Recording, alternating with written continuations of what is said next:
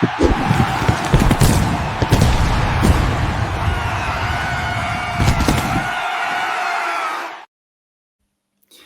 Nation, welcome back to Steelers Nation Australia. I was meant to play that video yesterday in my live in the game preview because I couldn't do a live stream watch party.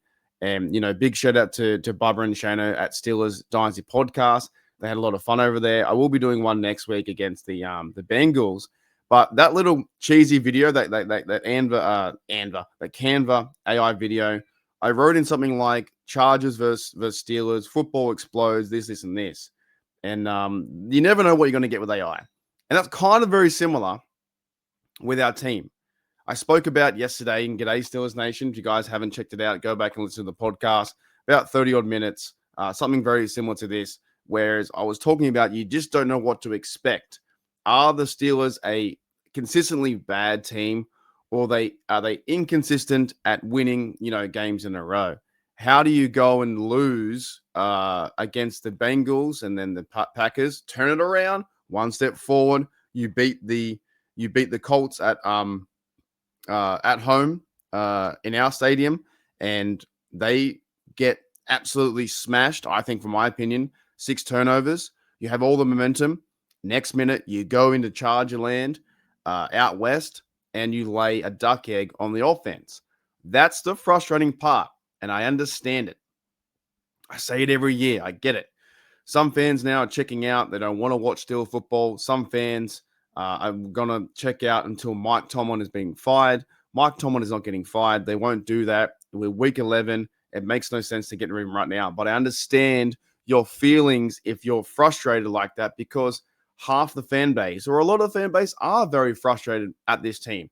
They show good moments, good football plays, and they show times where they can be in a confident football team, have accountability for their action, for their plays, and you see them play strong physical football, going down the field, hitting someone hard, running through the holes, and they're scoring points and playing defense, and 6 turnovers. And then you see it when they go to the Chargers.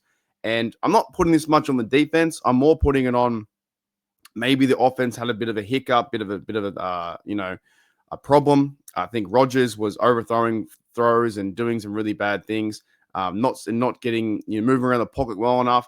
It was bad. Like, you can go watch the highlights. I won't be watching the game again. I won't watch the highlights.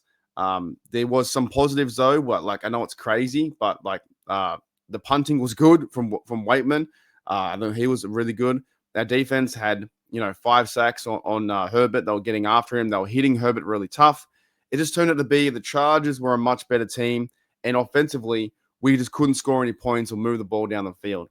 And I'm not saying that's going to be a future point of something that's going to be consistently bad with our offense. Now, the talk around receiver number 2 has been in existence for 2 years, so I won't even mention that. But it did feel like they had bad receiving, the receiving core wasn't doing anything. From Austin dropping the ball to DK Metcalf to Roman Wilson getting his TD, but it was in garbage time. The receivers got taken out. There was no receiving core. It was lackluster, to say the least.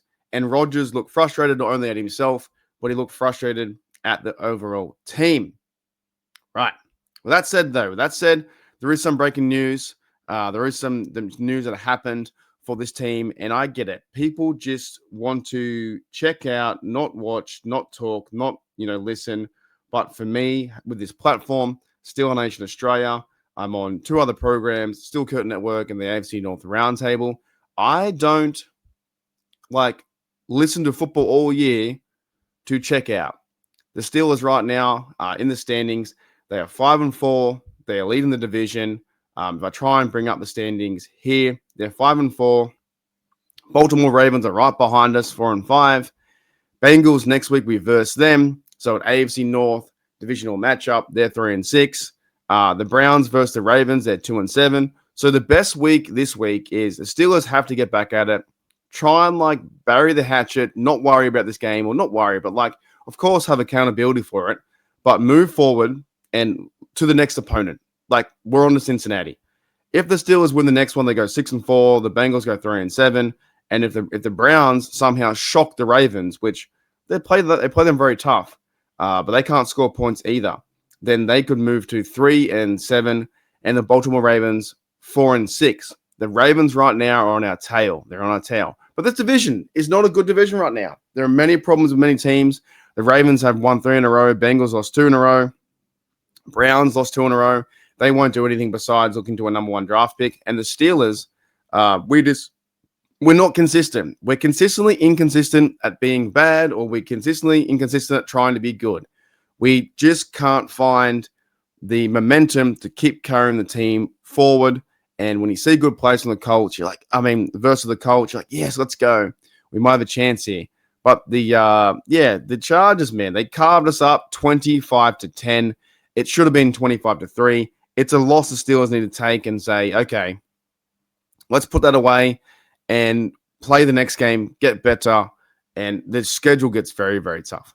Anyways, in other news, guys, for Steeler Nation out there, there was an update. This bloke's coming back, and his name is Sebastian Castro. The Steelers have claimed Sebastian Castro off the waivers from Tampa Bay Buccaneers and released Juan Thornhill, number 22. So first of all, shout out to Juan Thornhill. Didn't work out here. Nothing against you. I think he came out and said he wants the Steelers to, he was a historic defense or something like that. That hasn't happened. So Juan Thornhill has been cut. He'll find a team somewhere else.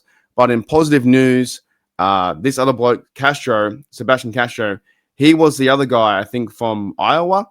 And he plays like safety and different kinds of roles here and there. And he was a preseason like kind of standout. So he comes back to the team. But also, he's not just getting signed to the practice squad. He's getting signed to the actual 53. So I believe right now there's like 52, or there could be like, it's really strange at the moment. I think there's like 52 players on the roster, and they've still got to try and figure out what happens to Will Howard before this Wednesday. Does he get signed to the active roster? He might be the last spot to be the third quarterback. They're still going with Rodgers at this time because I still think Rodgers has one stinker. It won't mean too much. He'll get through that. He'll play next week, play an easier defense with the Bengals, and move forward from there. So, yeah, congrats to Sebastian Castro coming and making the team. I believe he has to at least play 4 weeks on the team. Depends if he gets a hat or something like that. So there is changes. And like I said, this is frustrating, but it's also football. The Steelers have, the positive sign is Steelers have won 5 games and we've lost 4. I think with this fan base right now, until we get some consistency, it is very week to week. 1 week, the Steeler Nation wants to fire Mike Tomlin. They want Art Rooney to sell the team. And the next week, we're thinking about going to the playoffs. Playoffs?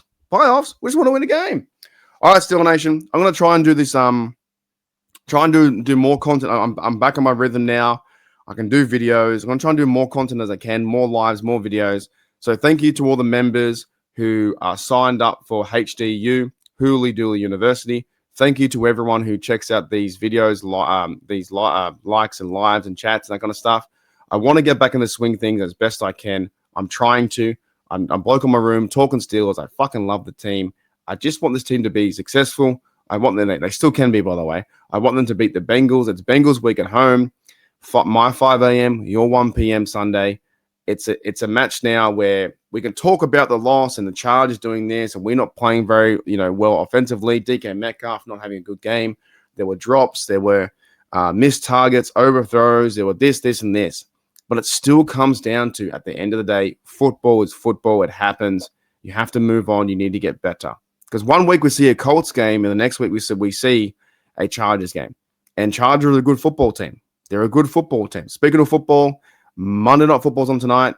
Packers versus Eagles. What a game. Can't wait. All right, guys. We're going to move on from this. 10-5. 10-20. 10-5 would be great.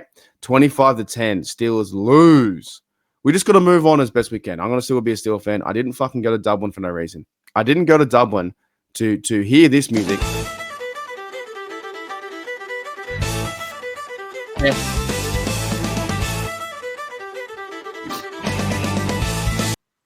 Thank you, NSMC99. I didn't go to Dublin to go, oh, yeah, season's over. It's all over. It's all part of the course. It's all part of 2025. It's all part of the journey that is Aaron Rodgers and this team. It's all part of the actual football organization.